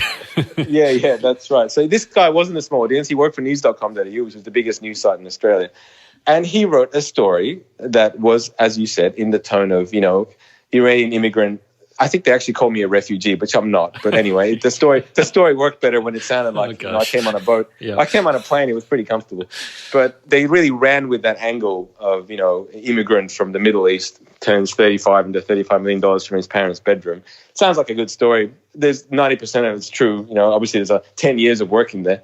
And he wrote it for news.com.au. And I saw this story because it was sort of buried. And I thought, oh, well, no one's going to see that, right? No one's going to see that. Within an hour of that thing going live, it obviously rated so well. The algorithm made it the feature article of the website. Like literally the first thing you saw the homepage when you went to the website. For about 12 hours, it was my face was on news.com.au as like above the fold, well and truly above the fold as the feature image. And it went absolutely insane. And my phone like exploded. Like I had to like plug it in while I was talking to people because it was just ringing nonstop. And you must have loved that. I did it kind of overwhelmed me. I mean, for someone that loves attention, it even overwhelmed me. And I could tell you how much attention it got. It went viral, I suppose. Must have done 50, 60 radio interviews. I did TV stuff. I did that. I did this. And I got so much attention. I even got the attention of the Australian Taxation Office. So, so they came for me pretty hard, pretty rapidly, which was one of the reasons why everybody said, "Hey, let's not get too much media attention." But I had nothing to hide, man. Like I've always done the right thing. So I was like, yeah, whatever. Like I'm not hiding anything. One thing I will say, and I don't know where your listeners are from generally, Yaro, whether they're Australians or Americans or global. One thing I will say is in Australia, we don't celebrate success in the same way as the Americans or North Americans do. So where in America, where someone has like a great windfall or a victory or something, there's a lot of success, there's a lot of congratulations, there's a lot of that goes on afterwards. In Australia, we have something called tall puppy syndrome where people will naturally assume you're successful because you've done something wrong, you've been dodgy or you've been lucky, or there is an element of excuse being made for someone else's success because you feel like that could have been you, but you didn't do this, or you didn't have supportive parents, or you didn't have the money. Man, I came from a broke family. Like I came from a very, middle-class family. My parents were very well educated, but, we migrated from Iran when I was 9 and we had nothing here. We literally came with nothing. So there was no financial backing. There was none of that. There was just a lot of determination. And a lot of that got to me, a lot of the criticism got to me about, this guy's just lucky and blah, blah, blah. Because I knew what it took to get there. There's a lot of sacrifices. So whilst there was a lot of positive press, there was also a lot of negative sentiment. And that took me a while to deal with. And although I knew about that, like emotionally, I was able to understand how these people, I've got a degree in psychology. I'm very much into that, understanding that sort of human behavioral patterns and things like that. But it still took a little bit of time for me to sort of go, right, I can't believe all these people have so much hate. And I guess whilst I should have known, I wasn't expecting it, and it sort of took me by surprise. So that was the biggest thing for me with that media thing, was the amount of sort of, negative sentiment I felt as well. So it wasn't all happy-go-lucky, I suppose. And your plans for your future at that time, was it you just keep doing the job because you didn't know what else to do with your life? Because you could have done nothing. You could have just hang out with your kids, right? Stop traveling as much. Get rid of those kidney stones. My wife always jokes that if I ever stop working, we'd get divorced because, because I'm so annoying when I'm home. So, there's probably no element of truth in that, but it is quite a valid statement in a sense that I am at my happiest when I'm working. That is only further extended by me saying I'm at my happiest when I'm working on something I love. That's where I'm going back to now. I tried the... so I suppose, it's worth saying I am leaving my job at CarAdvice. I'm in the process of leaving that. There's an extended period of time from when I can leave after I have given notice. So I am in the process of extracting myself, not because I don't love the company anymore. Obviously, there is so much of me in CarAdvice, and from the orange logo that's still there to the concept of content and how it all works, a lot of it is, came from Tony and I, and it's still there, and it very much is still kicking, and it's now the biggest editorial car site in Australia. Like, we took over all our competitors. We took over Drive as part of the Fairfax merger. We're so big now, it's hilarious. We're in the newspapers, we're on TV, we have a TV show, we have a radio show. It's absurd. Our reach is astronomical. It's never been so big. And you would think that I would just go, right, I'm going to just enjoy the next 2 years. And the power is insane. As an industry sort of mouthpiece, as an industry media organization, our power is now unrivaled by anyone. However, we're now owned by a corporate entity, and that brings along a very different culture that I have never been happy or used to. I'm not a good corporate citizen in that sense of being able to, just spend all day doing reports and sort of managing up. And I like to make shit happen. I don't like wasting time. I don't like procedures that I feel are meaningless. And I'm not saying they are meaningless, but they feel meaningless to me. So I'm in the process of restarting, man. I gotta do what I love, and the university that you and I met at made me an honorary professor, an honorary adjunct professor, and I am the entrepreneur in residence at the University of Queensland, and I do a lot of speaking there, and I've done graduation speeches there. I do a lot of stuff with students there, mentoring and otherwise, that I feel really good about. I try and instill in them just the basic concept that you can go and work for yourself. Like, CarAdvice was the 17th business I started, as you would know from the previous podcast. So I have failed a lot, and just try and get these people to understand that in case you fail, you can keep going, because, you're only ever one step away from success after a failure. So it's a journey, and you got to continue to strive for it. But in those same lectures, I always talk about how the reason a startup is successful is because it's not stuck in a corporate bureaucracy of red tape. It's not stuck in this environment where all you do is do management reports and board meetings and meetings about meetings and plans about plans. Literally plans about plans. That's what I'm doing. I'm not even making that up. I'm doing plans about plans. And it just blows my mind. And in all seriousness, at the last lecture I did at the university, I actually stopped myself for about 5 seconds while I was talking about this and realized I had this weird self-realization. Like when I realized I was fat, I realized that's what I'm doing now. What I'm saying to these people not to do is what I am currently doing. And I smiled and continued with the lecture, and I decided at that point that I was going to resign and leave. So, I'm doing it with the best people. So the people that I started the business with are coming with me. And I feel like it's a fitting end to what has been an incredible sort of 13 years of my life. It's the longest relationship I've ever had with anything, except for my parents, obviously. But there's a part of me that feels really sad to walk out that door, and that'll be quite soon when I do walk out that door, and that'll be the last time.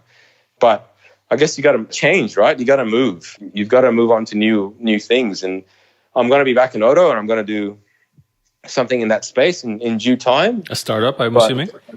Absolutely. Yeah, that's what I know how to do best. I've got to focus on what I know how to do best, man. Like I've got to do, like I've done a lot of startups in my time, and when I look at them retrospectively, a lot of them actually worked. I just didn't know how to make money from them in terms of like audience, in terms of like getting attention, in terms of taking off. A lot of the stuff I've done in the past, I've actually done quite well. I just never made money from them. So I've learned a lot of that now.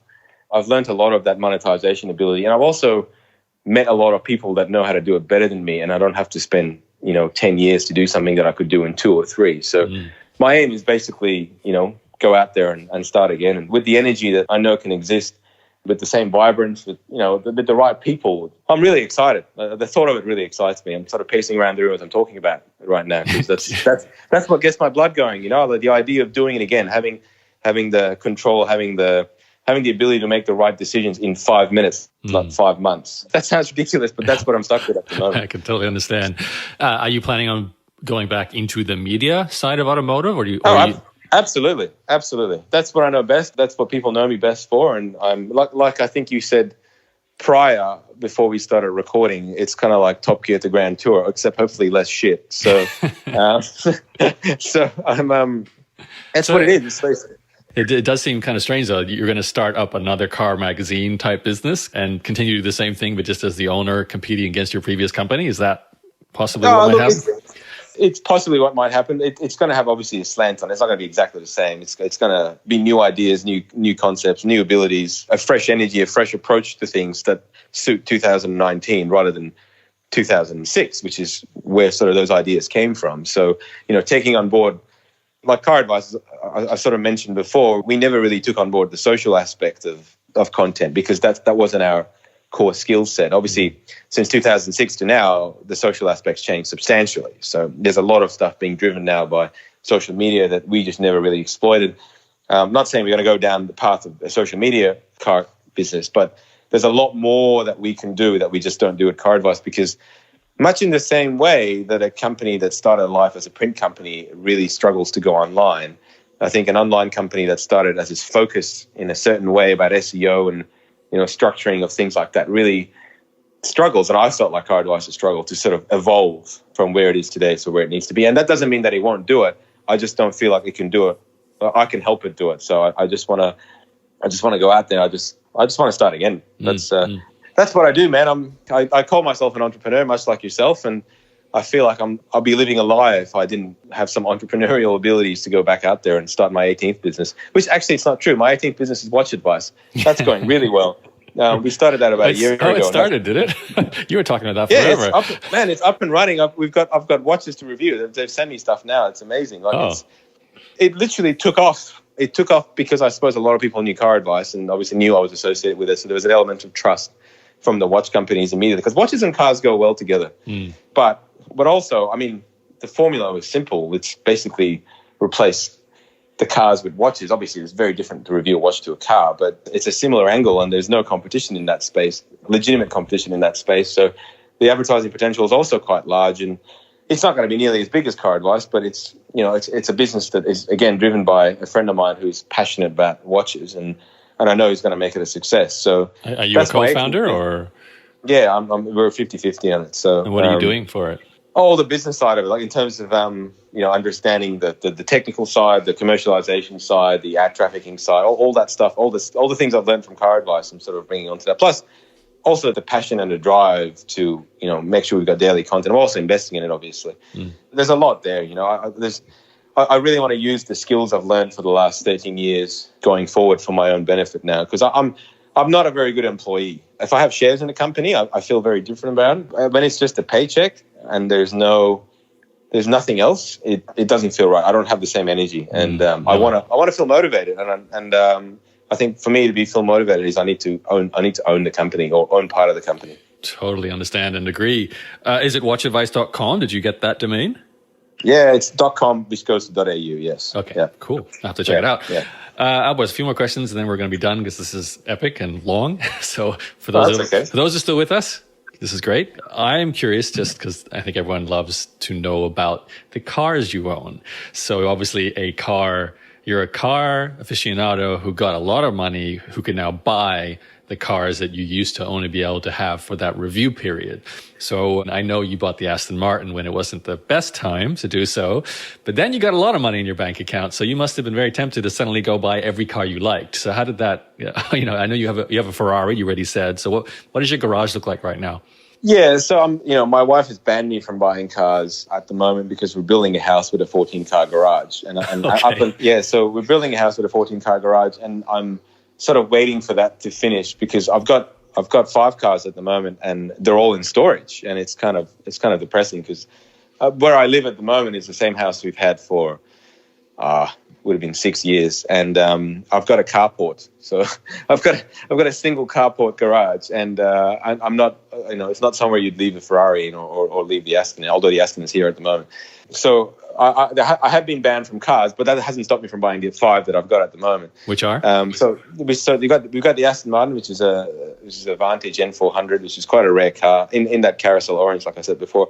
I've got a Ferrari 458 Speciale, which again is a very, very rare car. I'm a driving enthusiast as well as a car enthusiast, so I've sort of went around and bought cars that are not only good investments, but also cars that I thoroughly enjoy. And these are sort of the best last pieces of modern automotive before the emission regulations changed in sort of 2016 and became really strict, and cars, all went turbo and all sort of had to save fuel and stuff like that, which I know is great for the planet, but I love a car that's loud and burns fuel and makes a lot of noise in the process.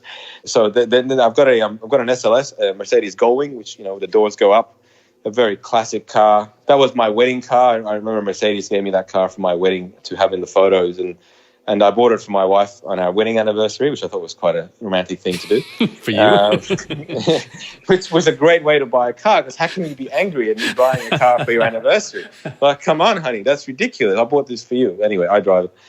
And I had a Lotus, which I don't anymore. So I had a Lotus for track, which I don't anymore. We have our Jag, and I've got a few cars in order. I've got an AMG GTR Black Series that's coming, and I'm actively sourcing a Lamborghini at the moment. It should be only a few weeks away. So it's look, I did this for the love of cars, and I would feel hypocritical if I didn't at least have some that I love. And my kids, I've got a almost 8 and almost 5-year-old, and they will know more about cars than I reckon most of the people listening to this. They're as car obsessed as I am, even more so. And their love of cars has been through growing up in this family, because they've been born into having different cars come through the house every week. And it's quite funny, I tell this story to people and they think I'm a terrible parent, but we took them to a party recently at the Kindy, where I drove one of them in the Ferrari and my wife drove the other one in the Aston. And on the way back, outside the Kindy, in front of all the other parents, they were having a full-on tantrum fight about who gets to go in the Ferrari and who gets to go in the Aston. And I'm sitting there, and all the other parents are getting in their Nissans or whatever and going home. And I'm like, this is so embarrassing. Like, I am so embarrassed by what is happening here. But for those kids, it wasn't about money or anything like that. It was just that they love cars. Are you sure? I hope so. I hope so, man. Like, I mean, like a few of my friends say to me, you can't have these cars around. Your kids will grow up thinking, yeah, that's normal. It's normal. And I'm like, well, I grew up with my parents had a Toyota Corona where you had to hold it in reverse, otherwise it'd pop out. I still grew up and loved cars and had some motivation. So I've just got to, I guess, instill that sense of motivation and determination in my kids so that they don't rely on whatever they think they're going to rely on. So I don't intend to give them any money. So I hope they can make it in life. Are you going to buy them a car? Like if the 16-year-old son wants a Lamborghini, are you going to say yes? Absolutely not. Does he get to use yours? Absolutely not. No, not a chance. My 8-year-old go-kart. So we bought him a go-kart, and it's not a cheap process. But he loves racing. He loves go-karting. So part of me hopes to get into a bit of motorsport and stuff like that. But for me, as a dad is very different to me as a businessman. I'm like a soft. My wife says to me that I'm like a friend rather than a parent because I never discipline. But me and my kids, I'm just a complete pushover. So. But when it comes to stuff like that, I kind of go, I really hope that I can instill in my kids a sense of entrepreneurship and sort of a determination to go out in life and do what they love rather than anything else. Like that's the best gift I think any parent could ever give their child, to go out there and give it a go and not fear failure, or even if they fail, to keep going. My parents were never businessly minded. They're both academics. They both had PhDs from university. So smart people, but I think book smart, I suppose, would be the way to put it. But, I was fortunate enough that I sort of fell into this through my love of technology, that I sort of started a business inadvertently, not realizing I'd started a business back when I was 12 and started earning money from advertising back I don't know when that was. And that was the first time I ever made money. The check arrived in the mail and I thought, oh, that's weird. I made money from something. I didn't realize you could make money from that. And it just, as I said, I literally fell into it. And it sort of just opened my mind into the concept of I don't have to work for anyone. It also really helped.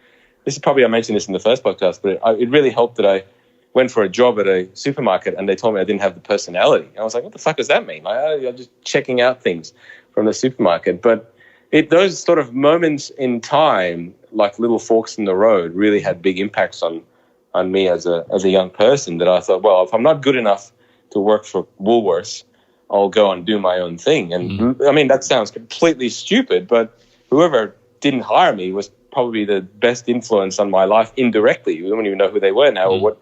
They wouldn't even know that impact existed. But little things like that really set me in different directions. This is how I sort of ended up here.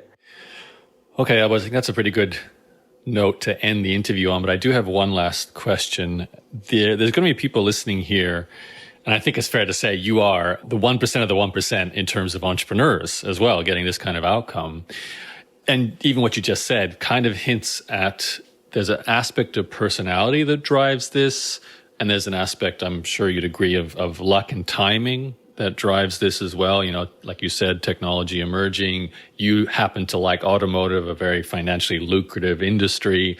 But if someone is listening to this and they're going, I want to also be the 1% of 1% entrepreneur, what now, especially in hindsight with all these years that have passed and the exit is completed and you're about to leave that role as well and start another startup. So, you're taking this knowledge in with the next company you're going to start. What do you now know is the most important thing or things to do to try and get that 1% of 1% result from a company?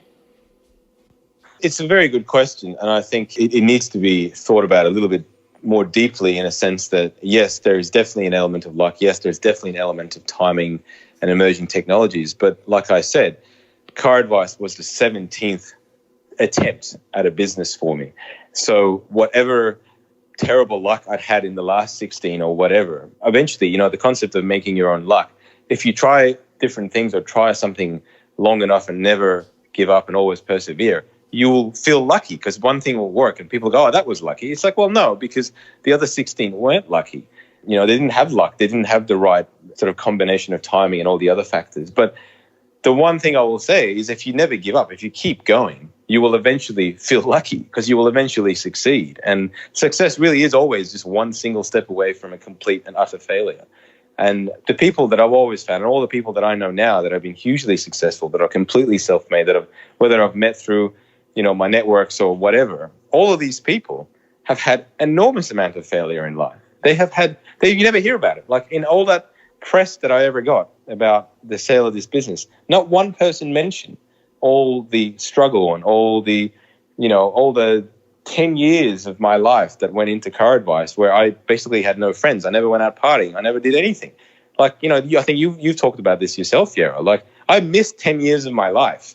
I didn't do much. I didn't travel. I didn't travel for fun. I didn't have, these friends to go out with and partying. I didn't have multiple girlfriends. None of that stuff occurred for me. So there was a lot of sacrifice that went into building this. So luck is all well and good. But ultimately, man, if you want something bad enough, if you want to be successful, if you want to be that 1% of 1%, you just got to go out there and do it. And if you fail, you just got to keep going. You got to do it again. And you got to do it again. And you got to do it again. Because if you keep doing it enough, eventually you will succeed. It's just mathematics. At the end of the day, if you don't give up, you will eventually succeed. But I think you have to have that emotional and that personal character of being driven enough to be able to be beaten down by failure and get up again and keep going. And I think that's probably been my strongest asset. I'm not the smartest guy out there, by all means. I think most of the staff that work at CarAdvice would have a higher IQ than me. But the one thing I will say about myself, and not in a boastful way, is that I'm pretty determined and I'm really stubborn. So I will not give up on something really easily. And you can ask my wife, I'm extremely stubborn. But if I get it in my head that I'm going to do something, I'll do it. And I won't give up. Like, it was the same thing with losing weight. Once I set myself a goal, I just lost weight.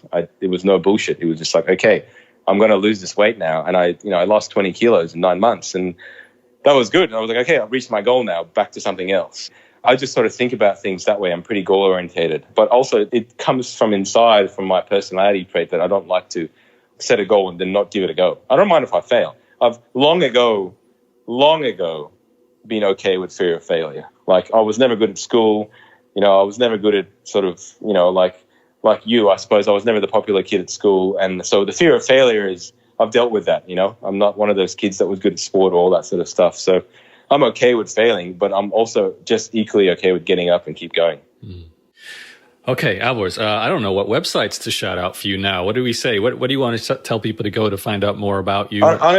Honestly, if you want to sort of have a daily look into what I do for life, just follow me on Instagram, because I post about 10 stories a day of everything I do. And that's probably the best way. And I also only really respond to people on Facebook and Instagram, because I just haven't checked my emails for a couple of years. So best to do is just my name at Instagram. Look it up, follow me. Yeah.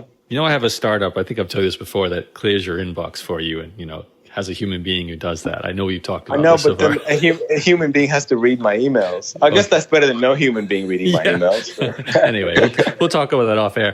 Alborz, thank you for, I think you've got the record now, the longest podcast I've had on the show. So I really appreciate the background, the detail, everything that you shared with us. Really inspiring and just really interesting from, obviously as a friend of yours, seeing you go through at least part of that when I lived in Australia, but not seeing so much of it too, because there's so much going on behind the scenes with CEOs dying, fundraising, appearing like you're rich, but you're really not, and then being exceptionally wealthy, all these ups and downs. So the story is fantastic, and I can't wait to read the book. So I'm looking forward to that getting out there too. Yeah, thanks, Yaro, and hopefully we can do another one in a decade about the next business. So. Definitely. I'd love to. Hopefully it'll work out. Love to be an investor again too. So Yeah, maybe get on a bit earlier this time, Yaro. Yeah. Well, let's have a chat about that right now. We'll go off air. No? All right. Thanks, Al. Thanks for listening.